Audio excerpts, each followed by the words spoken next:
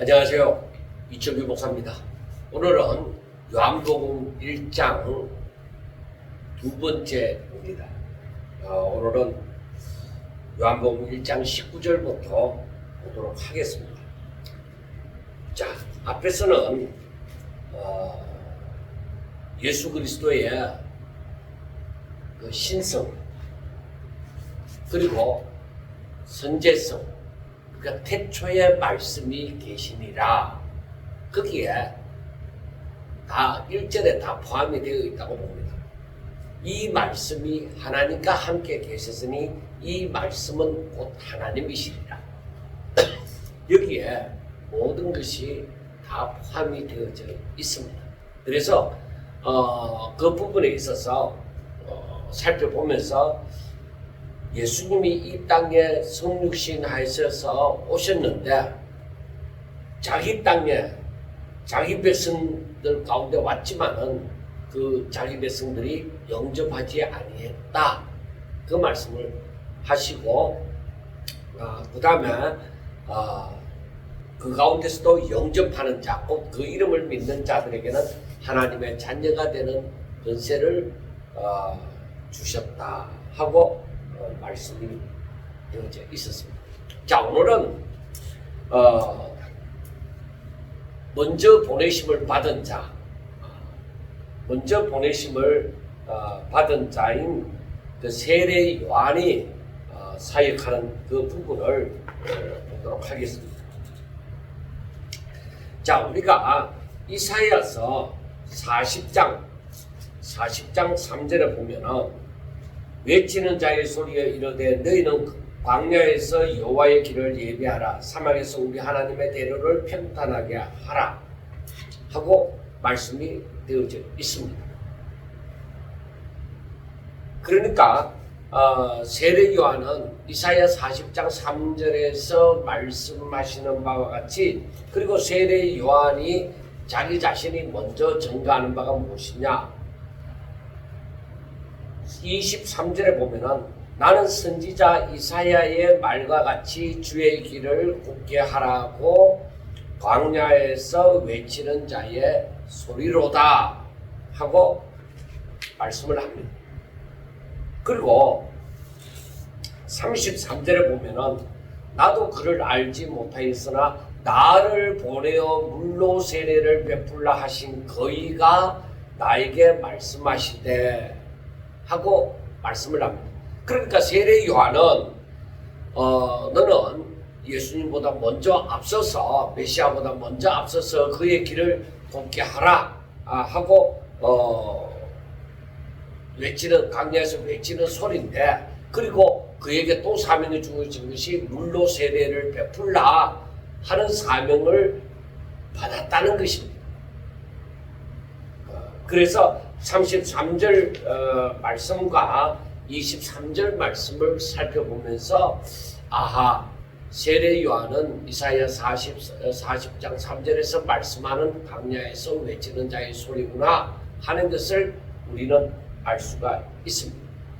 자, 이러한 세례 요한이 이제 19절부터 보면은 세례 요한의 그 사역이 나오고, 나중에 예수님이 제자를 삼으심이 나옵니다. 자, 먼저 19절에 보면은 유대인들이 예루살렘에서 제사장들과 레위인들을 요한에게 보내어 너가 누구냐 물을 때에 요한의 증언이 이러하니라 하고 말씀을 합니다. 그러니까 유대인들이 물로 회개하라, 천국이 가까이 왔느니라 하고 전파하는 그 세례 요한의 사역을 보고 이제 궁금증을 가진 것이죠. 그래서 유대인들이 제사장들과 레위인들을 보내어서 한번 그 세례 요한이 누군지 한번 살펴보라고 얘기를 하는 것입니다. 그래서 제사장들과 레위인들을 요한에게 보내어서 뭐라고 하느냐, 너가 누구냐 하는 것입니다. 세례 요한을 향해서 내가 누구냐, 너가 누구냐, 당신이 도대체 누구냐는 것입니다. 내가 누구냐? 그 왜 이런 질문을 하느냐는 겁니다. 왜? 그러니까 왜 이런 질문을 하느냐? 이러한 질문을 하느냐? 유대인들이 세례 요한이 물로 세례를 베풀든지 말든지 그들의 관심을 안 가지면 되는 겁니다. 그냥 내버려 둬도 되는 겁니다. 그런데 세례 요한이 물로 세례를 베푼다. 물로 세례를 베푸는 거. 그 물로 세례를 베풀면서 뭐라고 전해요? 회개하라. 천국이 가까이 왔느니라. 천국이 가까이 왔느니라 하고 말씀을 전합니다. 그러니까 사람들이 이 유대인들이 생각하면서 물로 세례를 베푸는 일을 하며 회개하라고 유대인들을 향해서 회개하라고 말하는 거 하며 그리고 천국을 내세에 대해서 천국에 대해서 말씀하는 거 하며 볼 때 유대인들이 볼 때는 전부 다 어문스러운 거예요. 저 사람 도대체 누구냐? 그래서 저들이 묻는 것이 뭐냐면은 20절에 보면은 요한이 드러내어 말하고 숨기지 아니하니 그러니까 요한이 그 질문에 대해서 대답을 회피하거나 그렇게 하지 아니하고 묻는 데 대해서 그대로 답을 하는데 한번 보세요. 요한이 뭐라고 하느냐? 세례 요한이 뭐라고 하느냐? 여기서 보면 나는 그리스도가 아니다. 그러니까 나는 메시아가 아니다 이 말이야. 당신들이 생각하는 당신들의 의문을 품는 그런 메시아가 아니라는 것입니다. 그러면은 당신은 누구냐? 그러니까 여기에서 그러면은 당신은 누구냐?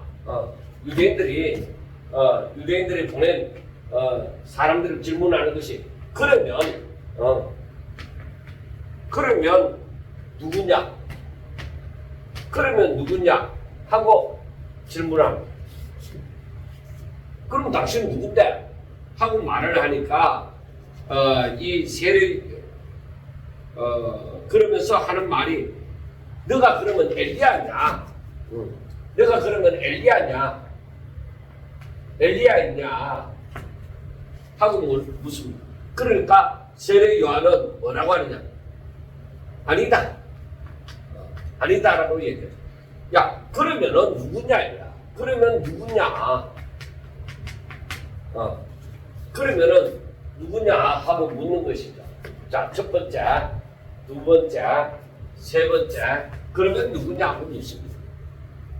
그러니까 여기에서 뭐라고 묻느냐? 너가 선지자냐? 그 선지자라고 얘기하죠. 그 선지자냐? 하고 묻습니다. 그러니까 여기서도 뭐냐? 아니다. 아니다라고 얘기하죠.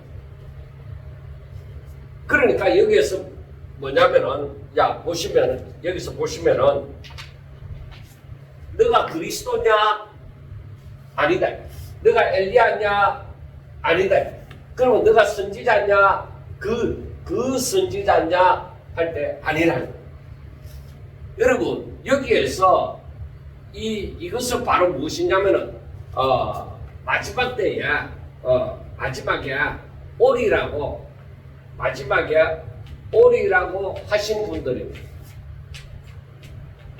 자, 메시아, 그리스도, 그 다음에 먼저 메시아 앞에 보내고자 하는 엘리야, 그 다음에 그 선지자. 자, 여기서 바라보면은 이들은 보낼 마고 약속하신 자들입니다. 그래서 우리가 여기에서 보면은 알 수가 있는 것이 자, 엘리야는 우리가 말라기서 4장 5절과 6절을 보면은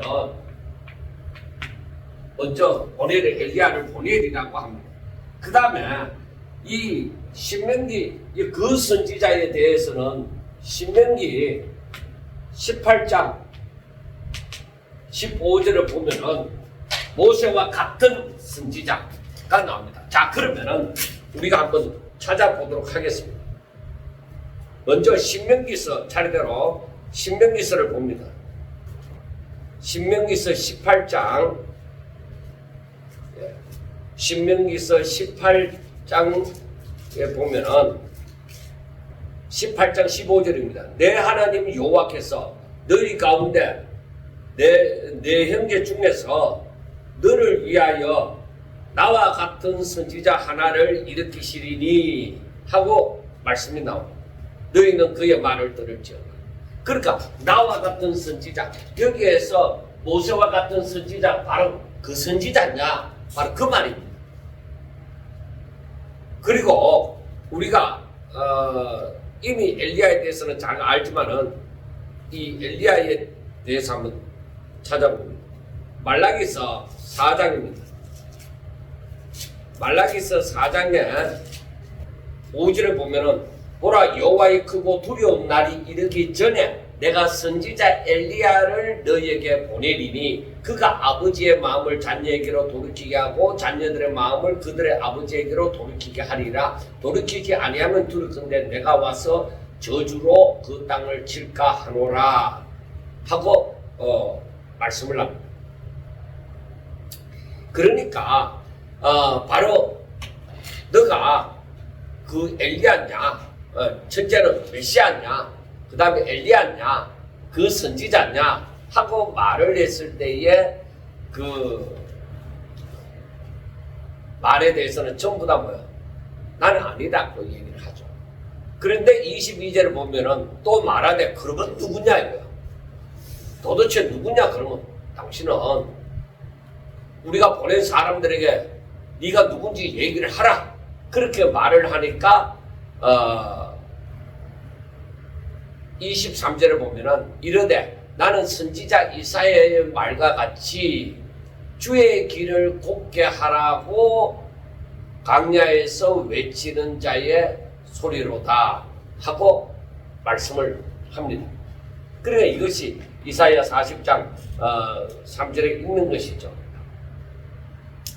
자, 그런데 자신이 광야에서 외치는 자의 소리라고 얘기를 합니다. 그런데 24절을 보면은 그들은 바리새인들이 보낸 자라. 그러니까 이 제사장이나 이 레위인들을 이제 바리새인들이 보냈는데, 세례 요한에게 보냈는데 또 물어 이르되 25절 너가 만일 그리스도도 아니고 엘리야도 아니고 그 선지자도 아니라면은 어찌하여 세례를 베푸느냐 하는 것입니다. 그 세례 베푸는 일이 이들에게 그 문제가 되어졌다는 것이죠. 왜 세례 베푸는 일이 이들에게 문제가 되어졌을까 하는 것입니다. 그것도 알아야 됩니다. 그래서 이들이 묻는 게 그거죠. 너가 메시아도 아니고 엘리야도 아니고 그 모세가 말한 그 선지자도 아니라면은 네가 어떻게 해서 세례를 베푸느냐 하는 것입니다. 자, 그러면서 세례를 베풀면서 또 제가 전하는 말이 회개하라 천국이 가까이 왔노니라 하고 정말로 좀 메시지를 또 담고 있죠. 그래 이 바리새인들이 사람을 보내서 세례 요한에게 말하는 것은 뭐냐면은 당신이 이와 같이 그 성경이 그 먼저 말한 보내주시라고 한 그러한 사람이 아니라면은 당신이 근위도 없는데 당신이 무슨 근한으로 이렇게 세례를 베푸느냐는 것입니다. 그런데 여러분 사실 메시아도 보내주신다고 했고 모세와 같은 선지자를 보내주신다고 했고 엘리야를 보내주신다고 이 종말 전에 보내주신다고 말씀을 했는데 사실 이사야 40장 3절에 보면은 바로 광야에 외치는 자의 소리도 있다 이 말이에요.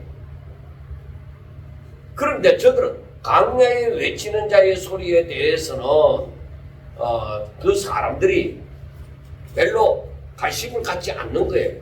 자, 여기에서 보면은 외치는 자의 소리여 이르되 너희는 광야에서 여호와의 길을 예비하라. 사막에서 우리 하나님의 대로를 평탄케 하라. 골짜기마다 도두어지며 산마다 언덕마다 낮아지며 고르지 아니하는 것이 평탄하게 되며 험한 곳이 평지가 될 것이요 여호와의 영광이 나타나고 모든 육체가 그것을 함께 보리라. 이는 여호와의 입이 말씀하셨느니라. 그러니까 이거 굉장히 귀중한 거잖아요. 광야에서 외치는 자의 소리는. 그런데 이들은 거기에 대해서는 무시를 해버립니다. 그러니까 모세와 같은 선지자도 대단하죠. 메시아는 더 말할 거 없고 모세가 대단하기 때문에 모세와 같은 선지자도 대단하죠. 엘리야가 대단하기 때문에 엘리야를 보내주신다는 것도 대단하죠. 그런데 외치는 자의 소리에 대해서는 어떤 표본이 없습니다. 없지만은 여기에서 단지 외치는 자의 소리에 대해서 하나님이 말씀을 하십니다. 그리고 이 세례 요한은 말하기를 주의 길을 이사야의 말과 같이 주의 길을 곱게 하라고 광야에서 외치는 자의 소리다. 그리고 자기 자신이 바로 그 사람이라고 얘기를 하지만은 그러나 이 유대인들은 그 사람에 대해서 별로 소중하게 생각하지 않는 것입니다.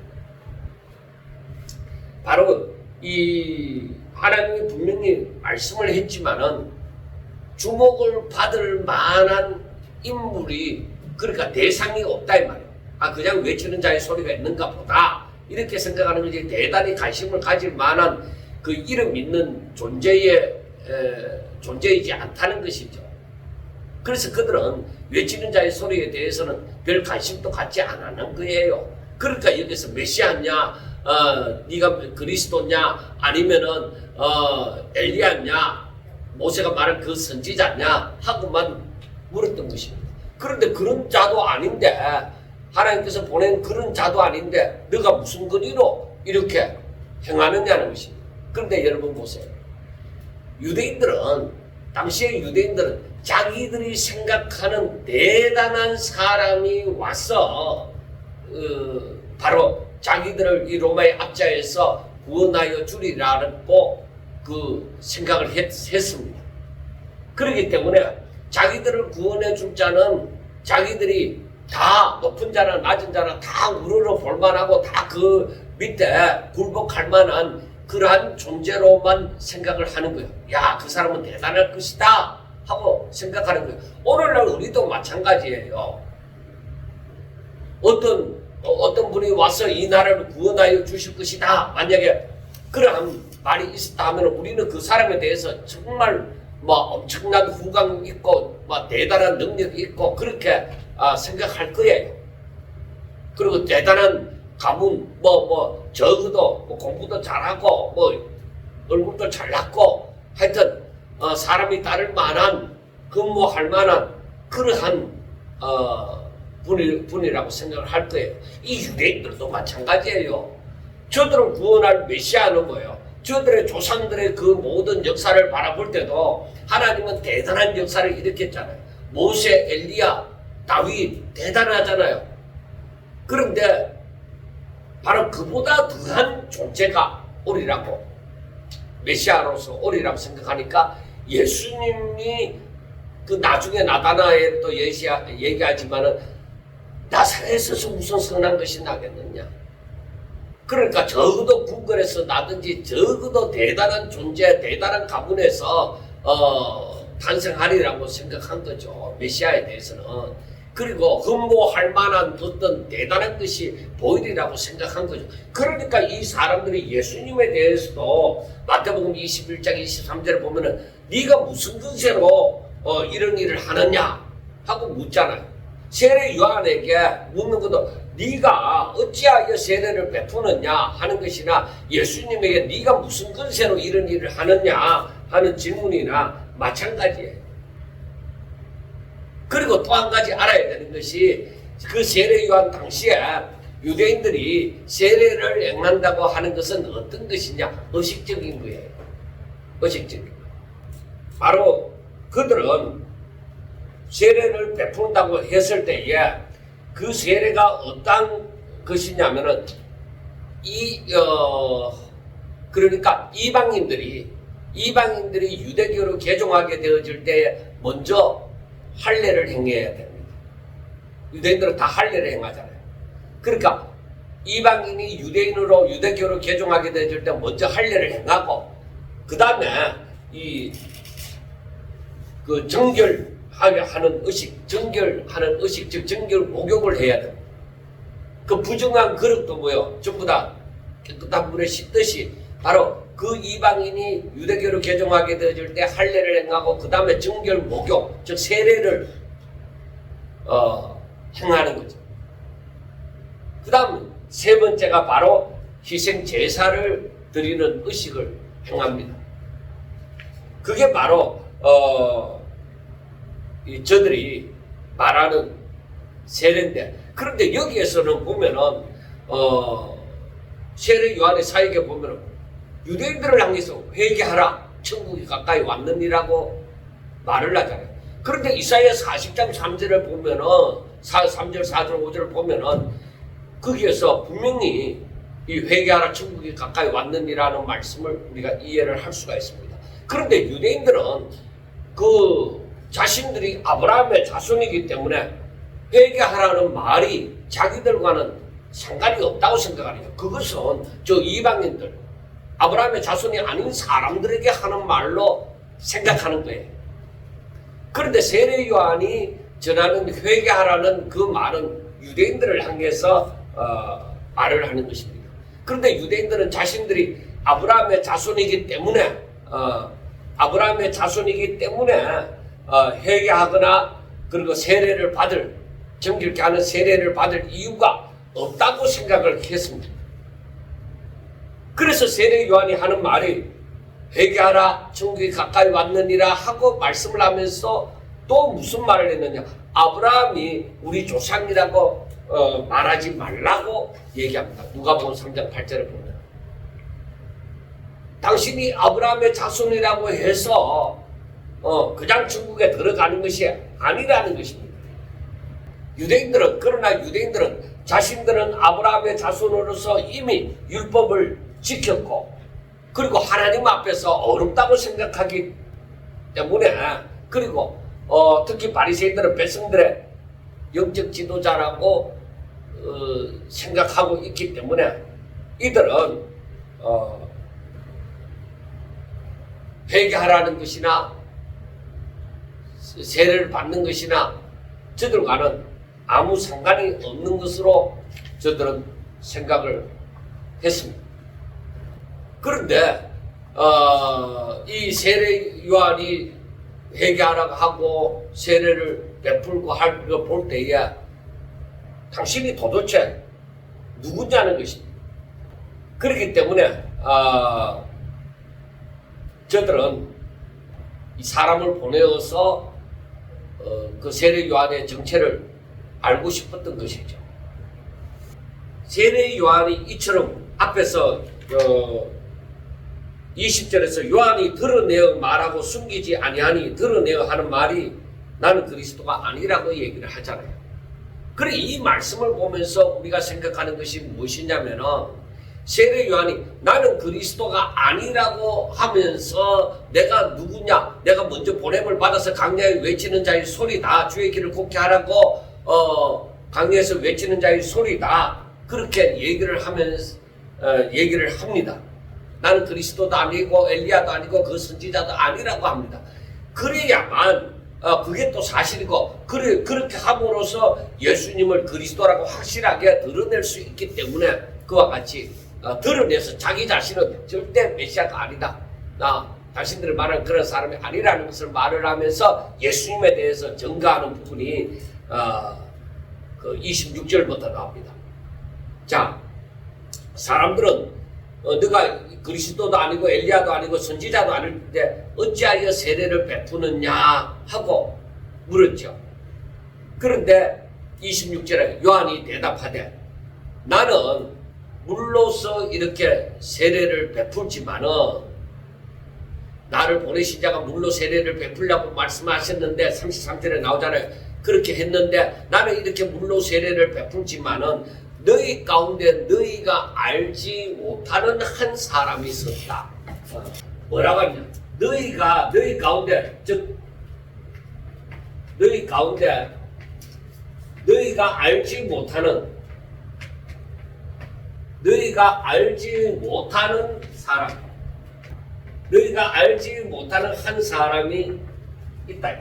곧 내 뒤에 오시는 그이다 하고 얘기를 합니다. 그러니까 자기는 바로 메시아 앞에 보냄을 받아서 즉 내 뒤에 오시는 이를 위해서 그 길을 걷게 하는 강야에 외치는 소리가 되어지고 사람들에게 물로 세례를 베푸는 일을 하는 단지 그 앞선 자, 그를 위해서 존재하는 자, 그것을 얘기를 하는 것입니다. 그런데 너희가 알지 못하는 한 사람이 있었다. 그러니까 너희 가운데 한 사람이 내가 말하는 내 뒤에 오시는 그분, 내가 그분을 위해서 이렇게 강야에 외치는 자의 소리이고 그리고 물로 세례를 베푸는 일을 하는 것이다. 바로 너희 가운데 바로 그 사람이 지금 있다 이 말이에요. 그러니까 어떤 의미에서는 우리 가운데 이미 오셨다 이 말입니다. 세상에 오셨다는 것입니다. 그런데 이들은 알아보지 못하잖아요. 이들은 알아보지 못하는 거예요. 그러니까 세례 요한이 생각할 때는 뭐예요? 너무나도 안타까운 일이죠. 그런데 저들은 더욱더 안타까운 것은 저들은 보지도 못하면서 밝히 본다고 생각하고 저들은 알지도 못하면서 안다고 생각하고 모든 것을 분별하지 못하면서 분별한다고 생각하는 거예요. 그 나름대로 잘났다 이 말이에요. 쉽게 말하면. 그런데 사람들이 기다리던 그 메시아가 곁에 있어도 못 보는 그런 상황이죠. 그래서 아직까지는 그 예수님이 신적인 그 신비로움과 아직 완전히 계시되지 않는 가운데 있다는 것을 얘기를 하는 것입니다. 자, 그래서 곧 내 뒤에 오시는 그이라. 그러니까 자신은 그 앞에 오직 내 뒤에 오시는 그분을 위해서 먼저 보냄을 받는 쓰임을 받는 존재다 하는 거예요. 그리고 말하기를 나는 그의 신발끈을 풀기도 감당하지 못하겠노라 하고 얘기합니다. 이 말은 무슨 말이냐면은 그러니까 주인이 밖에 나갔다가 그 시대에 샌달이 그렇게 샌달이 좋았겠습니까? 오늘날 샌달이 좋아도 밖에 나갔다 오면 먼지가 포장이 다 되어 있어도 발이 더러워지잖아요. 그런데 그 당시는 오죽했겠습니까? 그런데 밖에 나갔다 오면은 종들이 그 발을 씻겨준단 말이에요. 그런데 나는 그 신발끈을 풀기도 감당하지 못하겠네. 그러니까 그분하고 비교가 안 되는 존재다 이 말이에요. 그분하고 비교가 안 되는 존재다는 것이죠. 그런 대단한 분이라는 것을 말씀을 합니다. 그러니까 어떤 의미에서 보면은 종들보다가 그의 발을 씻겨주는 종들보다가 더 낮은 자다 하는 것입니다. 감히 내가 그분한테 가까이 갈 수 없는 그런 존재다. 대단한 분이시다. 그 것을 얘기를 합니다.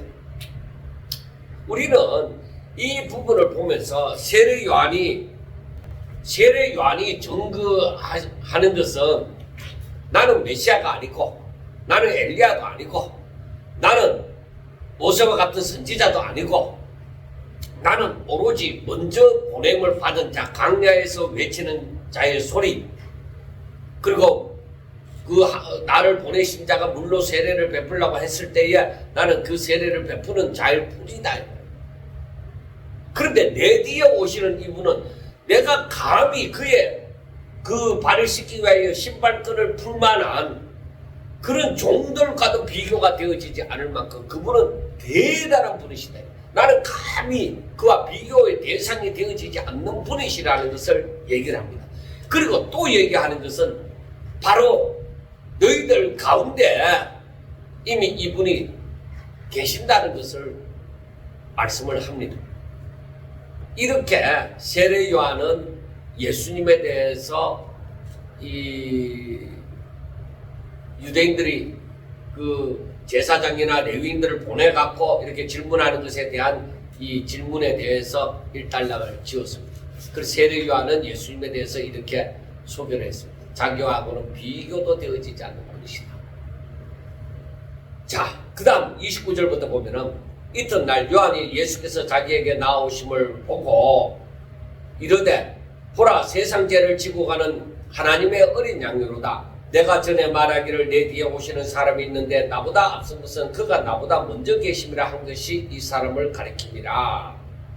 나도 그를 알지 못하였으나 내가 와서 물로 세례를 베푸는 것은 그를 이스라엘에 나타내려 함이니라 하고 말씀을 합니다. 그러니까 이튿날 이제 세례 요한이 예수님이 자기들 앞을 오십니다.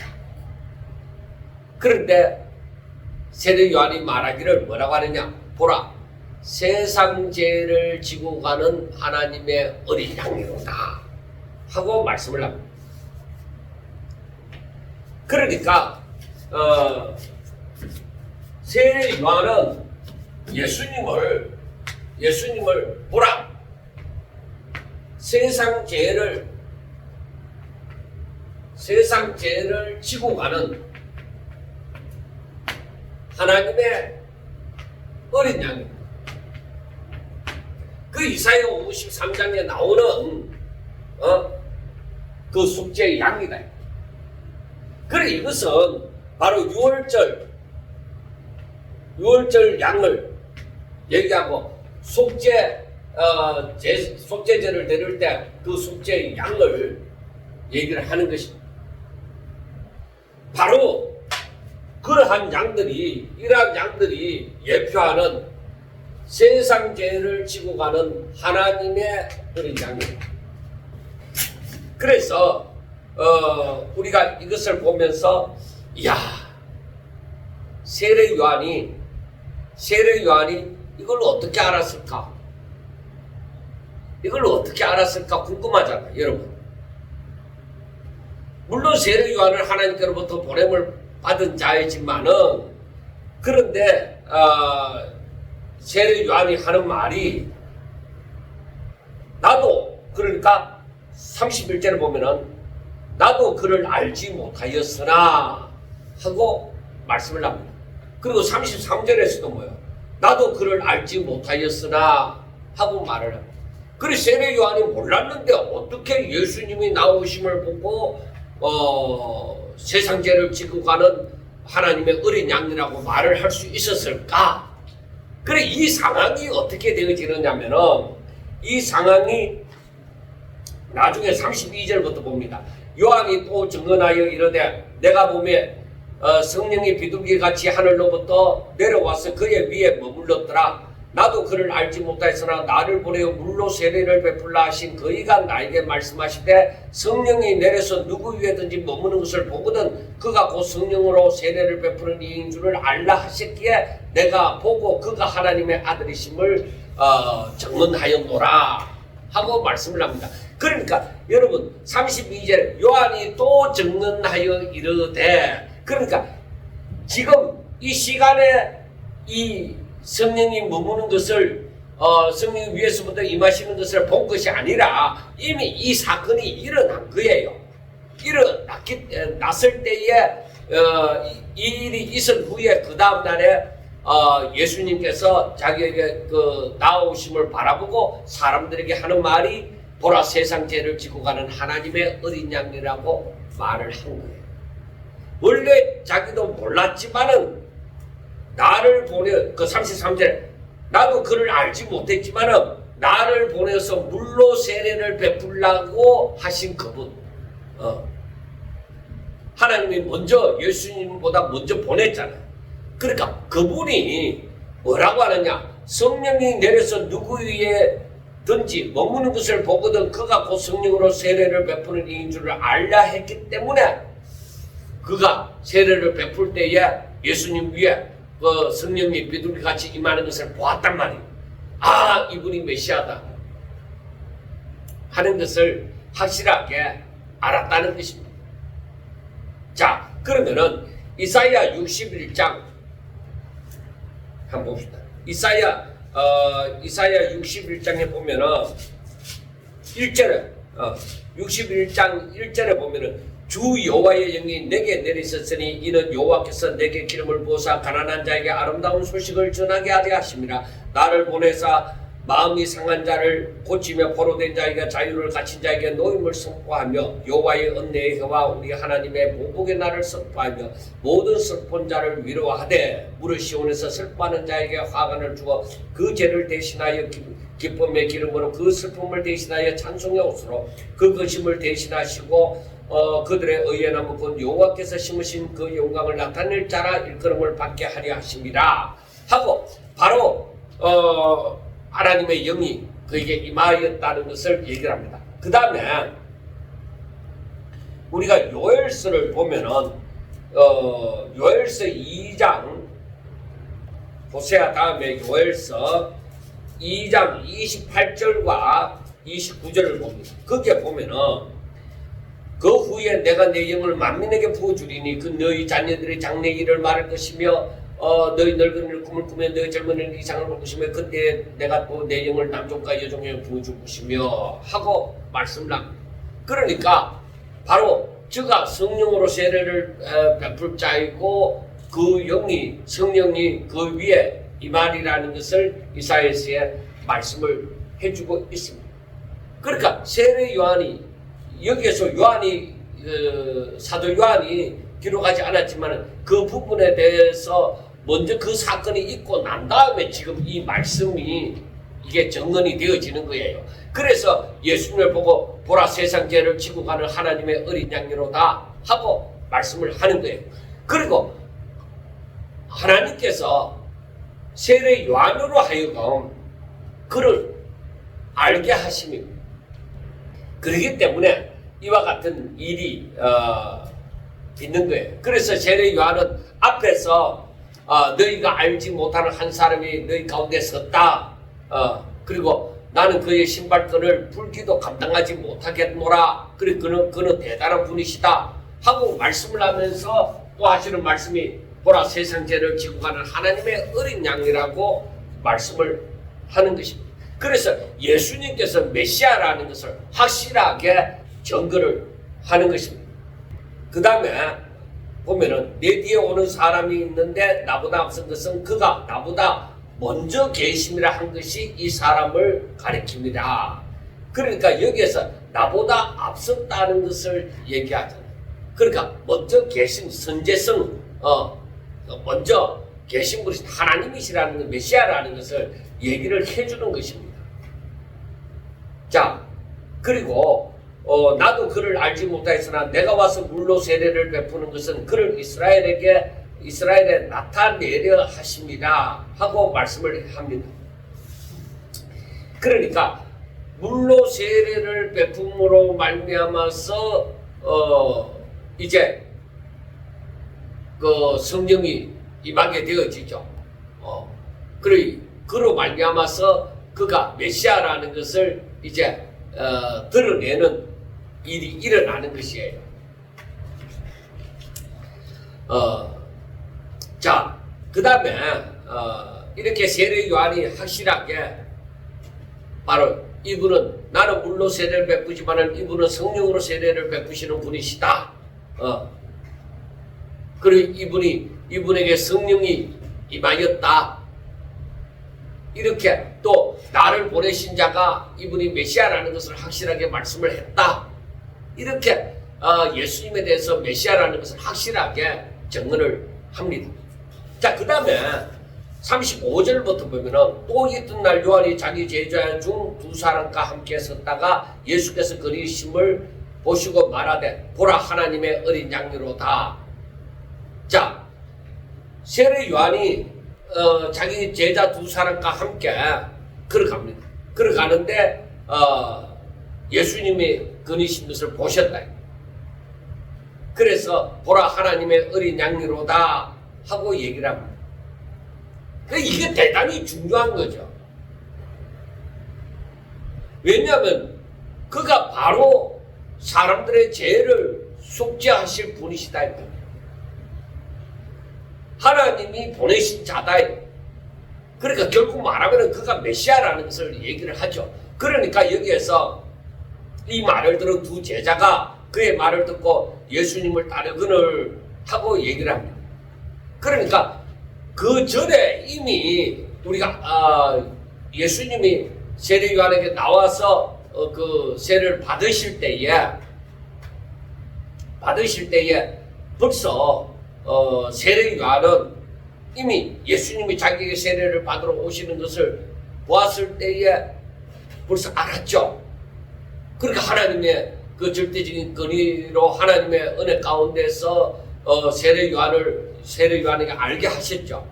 그래서 세례 요한은 바로 또 성령이 머무는 것을 보았잖아요. 그리고 또 세례 요한은 그 전날에 예수님이 집에 가신 것을 보고 보라 세상 죄를 지고 가는 하나님의 어린 양이라고 하였죠. 그러면은 이 제자들이 이미 예수님에 대해 예수님이 메시아라는 것을 알았잖아요. 그런데 왜 당장 가지 아니하고 지금 여기에서 35절에 보면은 요한이 자기 제자 중 두 사람과 함께 했다가 36절 예수께서 거니심을 보고 말하되 보라 하나님의 어린 양이로다 하니까 37절 두 제자가 그의 말을 듣고 예수님을 따르거늘 하고 있는 것은 예수님에 대한 이해가 이제 점점 더 이 요한의 두 제자에게도 확실하게 이제 점진적으로 알아져 가는 것이라고 보면 될 것입니다. 자, 예수님께서 돌이켜 그 따르는 것을 보고 물어 이르시되 무엇을 구하느냐 이르되 랍비여 어디 계시오니까 하니 랍비는 번역하면 선생이라 하고 말씀을 합니다. 그러니까 요한의 두 제자가 이제 메시아를 예수님을 따르게 되어집니다. 자, 여러분 보세요. 이게 인간적으로 바라볼 것 같으면은 자기 제자가 예수님 메시아로 가니까 가는 것이 세례 요한의 마음은 아프지 않겠느냐? 아닙니다. 바로 그래 이것을 우리가 잘 생각해야 되는 것이 이 세례 요한이 뭐라고 얘기했느냐면 그는 흥하여야 하겠고 나는 새하여야 하리라. 그러니까 세례 요한의 일은 사람들을 바로 예수님을 영접할 수 있도록 만드는 것이죠. 회개하라는 것도 바로 그 말입니다. 그래서 우리가 사도행전 2장 37절과 38절을 보면은 그들이 이 말을 듣고 마음에 찔려 베드로와 다른 사도들에게 물어 이르되 형제들아 우리가 어찌할까 하거늘 베드로가 이르되 너희가 회개하여 각각 예수 그리스도 이름으로 세례를 받고 제사함을 받으라 그리하면 성령의 선물을 받으리니 하고 말씀을 하는 거예요. 그러니까 이 지금 세례 요한이 말하는 것이 바로 그거예요. 바로 회개하라 천국이 가까이 왔느니라 하는 것도 바로 사람들에게 회개함으로 말미암아 진정 회개함으로 말미암아 예수님을 영접하는 것이죠. 그러니까 세례 요한은 오직 사람들이 예수님을 영접할 수 있도록 그렇게 만드는 것이죠.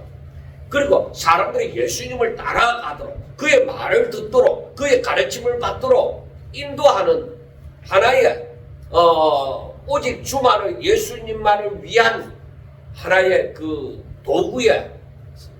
도구로 쓰임 받는 존재이죠. 그러니까 자기 제자들이 오히려 예수님을 따르게 되어지는 것은 더 합당한 일로 생각하는 것이죠. 그래서 한 사람은 안드레고 한 사람은 이 글을 쓴 사도 요한이라고 생각을 합니다. 그래서 이 두 사람이 예수님을 따르게 되어지니까 그 따르는 것을 보시고 예수님께서 무엇을 구하느냐 하고 물었습니다. 너희들은 왜 따르는데 뭘 원하느냐 하는 것입니다. 그러니까 이들이 예수님을 따르게 되질 때 예수님의 질문에 대해서 라비어 어디 계시오니까 하고 얘기합니다. 무엇을 구하느냐 하니까 이 두 제자가 라비어 어디 계시오니까 하는 거예요. 그 말이 이 질문과 대답이 조금 이상하게 보이지만 바로 예수님이 하시는 말씀은 무엇을 구하느냐 하는 것은 너희들이 무엇을 위하여 나를 따르느냐 바로 그거예요. 그러니까 라비어 어디 계시오니까 하는 이 말은 단지 예수님이 어느 숙소에 머뭅니까 하는 그 말이 아니에요. 그것은 예수님과 함께하고 싶고 예수님의 가르치심을 받기를 원하는 그 제자의 마음이 담긴 말이에요. 그러니까 예수님께서 뭐라고 말씀하시냐? 와서 보라. 그러므로 그들이 가서 계신 데를 보고 그날 함께 그 안이 때가 10시쯤 되었더라 하고 말씀을 합니다. 그리고 와서 보라. 이건 뭐냐면은 그러면 오너라 이거죠. 초청입니다. 그럼 너희들은 내게로 오너라는 것이 초청인데, 그러니까 제자들 부르심이죠. 이것을 가만히 보면서 나중에도 얘기를 하겠지만 가만히 보면서 느끼는 것이 무엇이냐? 아하, 예수님을 알기를 원하고 가르침을 받기를 원하고 그와 교제하기를 원하고 그렇게 사모하는 자에게 하나님이 내치지 아니하시고 그들에게 은혜를 베푸시구나 하는 것을 우리는 깨달을 수가 있는 것입니다. 자, 그래서 40절에 보면은 요한의 말을 듣고 예수를 따르는 두 사람 중에 하나는 시몬 베드로의 형제 안드레라. 그러니까 이 말을 하는 것은 이제 베드로를 얘기를 하기 위해서 지금 그렇게 얘기하는 거예요. 왜? 안드레의 형제가 시몬, 즉 베드로다. 그러니까 안드레가 41절, 그가 먼저 자기 형제 시몬을 찾아 말하되 우리가 메시아를 만났다 하고, 메시아는 번역하면 그리스도라. 데리고 예수께로 오니 예수께서 보시고 이르시되 너가 요한의 아들 시몬이니 장차 게바라 하시니라. 게바는 번역하면은 베드로라 하고, 이제 반석 베드로라 하고 말씀을 하는 겁니다. 자, 여기에서 보면은 안드레가 자기 형제 지금 세례 요한과 함께 있지 않단 말이에요. 그런데 아무래도 베드로도 안드레와 함께 요한을 따르는 자로 생각이 되어집니다. 그러니까 안드레가 이제 예수님 메시아라는 것을 확실하게 알고서는 베드로에게 나아가서 얘기한 거죠. 우리가 메시아를 만났다. 자, 여러분, 유대인들이 거의 전부가 메시아를 기다렸죠. 왜? 자기들을 해방시켜 줄 자이니까. 기다렸는데 공통 관심사인데, 그런데 여러분 생각해야 되는 것이 베드로나 다른 유대인들도 다 마찬가지로 메시아에 대한 관심이 있습니다. 그런데 안드레가 이 베드로에게 나가서 우리가 메시아를 만났다 하고 얘기를 하죠. 그리고 예수님께로 데리고 왔는데 예수님은 베드로에게 얘기하죠. 너가 요한의 아들 시몬이잖아. 너가 장차 게바를 하리라, 베드로를 하리라 하고 말씀을 합니다. 그러니까 메시아를 만났던 사람은 모든 사람들에게 메시아가 공통 관심사였다. 그리고 공통 관심사가 될 수밖에 없는 것이 저들은 해방을 원한다. 여러분, 그러면 오늘날에도 마찬가지예요. 사람들이 지옥 가는 것보다는 천국 가는 것을 원해요. 행복하게 사는 것을 원해요. 인간답게 사는 것을 원해요. 정말로 안식 누리는 것을 원해요. 그런데 그 안식이신, 그 안식의 주인이신 내가 예수님을 만났다. 하나님을 만났다. 하나님을 알게 되어졌다. 이 하나님을 믿고 하나님을 믿고 살면 내가 믿음으로 살면은 구원을 받구나 하는 진리를 깨달았다. 그러면은 뭐요? 거기에 대해서 관심이 있는 사람들. 나중에 44절에 보면은 빌립은 안드레와 베드로와 한 동네 베세다 사람이라 하고 나오잖아요. 그리고 공통 관심사를 가진 그 가까운 이웃에 있는 사람들에게 뭐요? 바로 메시아를 알리는 것이죠. 오늘날 우리도 마찬가지예요. 메시아에 대해서 관심이 있는 사람들에게 이 메시아에 대한 소식이 전해질 때에 진리를 알고자 하게 되어지고 메시아 앞으로 나오게 되어지죠. 그러나 자기 욕심으로 가득 찬 사람들, 육신의 소욕으로 가득 찬 사람들에게는 메시아를 전한다고 해도 소용이 없어요. 자, 여러분들 바리새인이나 이 외식하는 자들 보세요. 이들은 하나님을 믿는다고 하지만은 그 육신의 소욕으로 가득 찼단 말이에요. 자기의 의로 가득 차고 자신의 그 육신의 소욕으로 가득 차 있기 때문에 저들은 절대로 하나님이 주인이지 않습니다. 자신들이 주인이지. 그러니까 그들에게는 메시아가 전해져도 저들은 메시아를 이용하려고 하지 메시아를 영접하지 않습니다. 그런데 여기에서 진심으로 마음을 열고 받아들이는 자들을 보세요. 안드레가 베드로에게 전하니까 베드로를 데리고 예수님께 나오니까 베드로는 이제 예수님을 따르게 되어지죠. 자, 그 다음날 그 이튿날에 예수께서 갈릴리로 나가려 하시다가 빌립을 만났습니다. 그래서 나를 따르라 했을 때에 베드로와 안드레가 자기 말사람인데 예수님을 따른다. 아무래도 예수님께서 나를 따르라 할 때에 그 말씀의 근의에 의해서 따르게도 되어지지만 그의 마음이 열려지지 않았으면, 그의 마음이 강박했으면 안 따릅니다. 예수님의 말씀을 들은 많은 유대인들이 다 예수님을 따랐습니까? 아닙니다. 마음을 강박하게 한 자는 안 따릅니다. 그래서 마음을 열어놓고 그 메시아에 대한 갈망이 있던 진정 순수한 사람들, 그 사람들은 주를 영접하게 되어져 있습니다. 주의 말씀을 듣게 되어져 있습니다. 그래서 빌립도 마찬가지로 베드로와 안드레와 함께 예수님을 따르는 사람이 되어졌습니다. 자, 그리고 나서 빌립이 이제 또 메시아를 만났잖아요. 빌립이 메시아를 만나게 되어지니까 또 나다나엘을 찾아갔습니다. 아무래도 자기가 잘 아는 사람이겠죠. 그리고 평상시에 얘기를 나눈 사람이겠죠. 그래서 45절에 보면은 빌립이 나다나엘을 찾아가 있는데 모세가 율법에 기록하였고 여러 선지자가 기록한 그 사람을 우리가 만났다. 그러니까 확신을 가지고 전한 거예요. 그랬더니 그의 이름은 요셉의 아들, 목수의 아들 나사렛 예수니라. 나사렛 동네에 사는 예수니라 하니까 나다나엘이 뭐라고 얘기해? 나사렛에서 무슨 선한 것이 날 수 있느냐? 그 일반적인 생각을 한 거죠.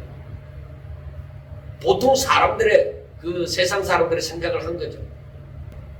그러니까 나다나엘도 하나님을 생각하고 메시아를 기다리지만은 세상의 법칙에 쌓여 있는 것이죠. 그러니까 그 사람들이 일반적으로 세상에서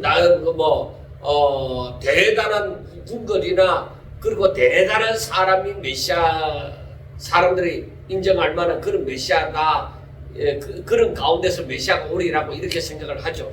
나사렛 촌동네, 그리고 대단한 가문에서 공부하거나 대단한 집안이 있는 것도 아닌데, 그러니까 사람들은 그 세상의 그 법칙에 쌓여져 있다 보니까 예수님을 쉽게 인정하려고 하지 않죠.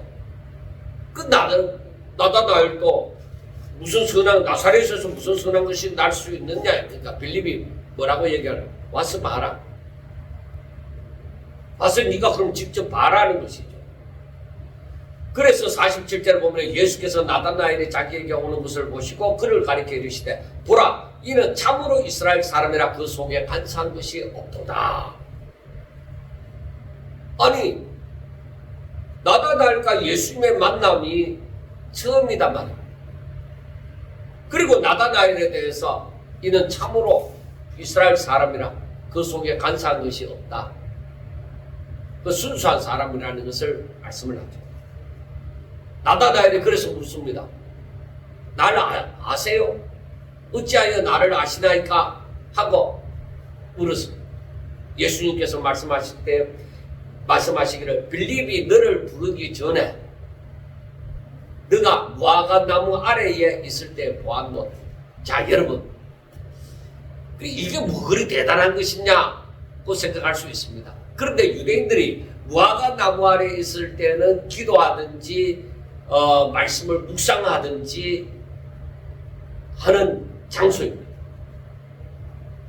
그래 그 무화과 나무 아래에 있었다는 것이 바로 기도를 하든지 그 말씀을 묵상하든지 하는 그러한 시간을 보내고 있었을 때에 예수님이 보았다는 것이죠.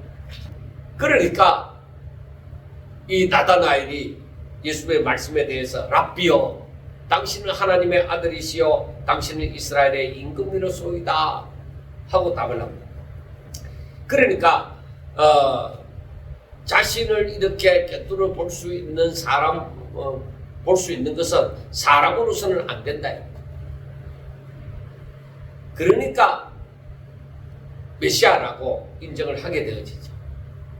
그러니까 하나님의 은혜가 임했을 때에 자기가 그대로 그 은혜를 영접하게 되어지는 것입니다. 그런데 예수님께서 말씀합니다. 내가 너를 무화과 나무 아래에서 보았다 함으로 믿느냐? 그것 때문에 믿느냐? 그건 아무것도 아니야. 앞으로 더 큰 일을 보리. 그래 더 큰 일이 뭐예요? 자 마지막 51절에 말씀하기를 또 이르시되 진실로 진실로 너희에게 이르노니 하늘이 열리고 하나님의 사자들이 인자 위에 오르락 내리락 하는 것을 보리라 하고 말씀을 합니다. 하늘이 열린다. 이게 물론 야곱이 바담 아람으로 그 형 에서를 피하여서 바담 아람으로 도망가게 되어질 때 베델에서 그 일어난 사건과 비슷합니다. 자, 하늘이 열린다는 것은 하나님으로부터 그 계시와 구원의 문이 열려졌다는 것이죠. 그 다음에 하나님의 사자들이 인자 위에 오르락 내리락 하는 것을 보게 되어진다 하는 것은 그 하늘의 사역과 능력이 예수 그리스도를 통해서 역사하는 것을 하늘의 근세와 능력을 너희들이 보게 될 것이다.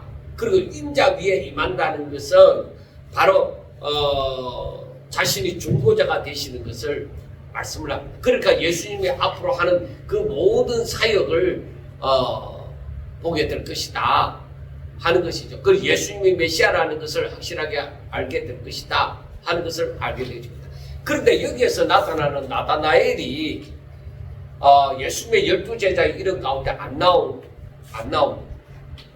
그래서 사람들은 이 나다나엘이 나중에 바돌로메라는 이름으로 바뀌어진 것이 아니냐 그렇게 추측을 하고 있습니다.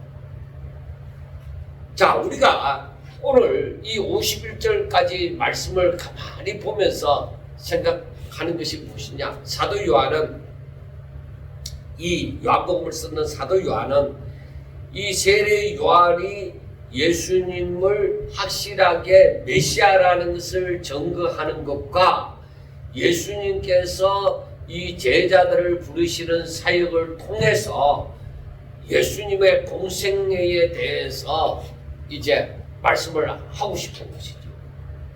예수님은 확실하게 메시아다.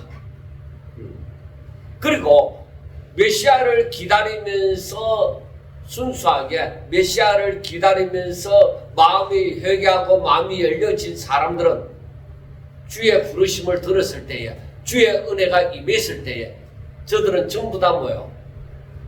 메시아를 알아보고 영접하고 그를 따르게 되어진다는 것입니다. 그래서 이것을 가만히 보면서 느끼는 것이 오늘날 우리가 신앙생활 하면서 이 일반적인 유대인들, 그러니까 바리새인이나 이런 외식하는 사람들처럼, 일반적인 유대인들처럼 자기 의를 쌓고 자기 마음이 교만해서 판단하고자 하는 사람들, 여러분 이건 이미 교만한 사람들입니다. 그러한 사람들과 같이 하나님을 믿느냐, 아니면 정말로 주를 알기 위하여 은혜를 사모하고 주의 말씀을 깨닫기를 원하고 주의 뜻대로 살기를 원하는 그 심령으로 예수님을 믿느냐, 아니면 나는 이도 저도 아니고 나는 관심 없다 그러면서 그냥 뭐 마음의 위로나 얻고 인격 수양 뭐 이 정도로 생각하고 하나님을 믿느냐, 우리가 한번 생각해 봐야 될 것입니다. 세례 요한은 분명하게 말하기를 예수님은 메시아다. 세상 죄를 지고 가는 하나님의 어린 양이다. 그러니까 그는 우리의 중보자가 되시고 그는 우리의 구원자가 되신다. 그를 믿으면 죄사함을 받게 되어지고 성령의 선물을 받게 되어진다 하는 것을 우리가 여러 가지로 생각하면서 알아볼 수가 있는 것입니다. 사랑하는 여러분, 정말 하나님의 은혜를 사모하는 자에게 하나님께서는 은혜를 베푸십니다. 우리는 오늘날 이 시대에 수많은 사람들의 좋은 말들도 있습니다. 여러 지식들도 있습니다. 여러 경험들도 있습니다. 그렇지만은 우리가 그 세상의 어떤 지식과 경험과 그 모든 것들보다 정말 하나님을 알기를 원하고 하나님의 뜻대로 살기를 원하고 하나님께 영광 돌리기를 원하는 그런 사람이 되기를 바라는 사람들이 되셔서 정말 주의 은혜가 은혜 위에 은혜가 될 수 있도록 그리고 항상 이 성령의 인도함을 받을 수 있기를 주의 이름으로 축원합니다. 감사합니다.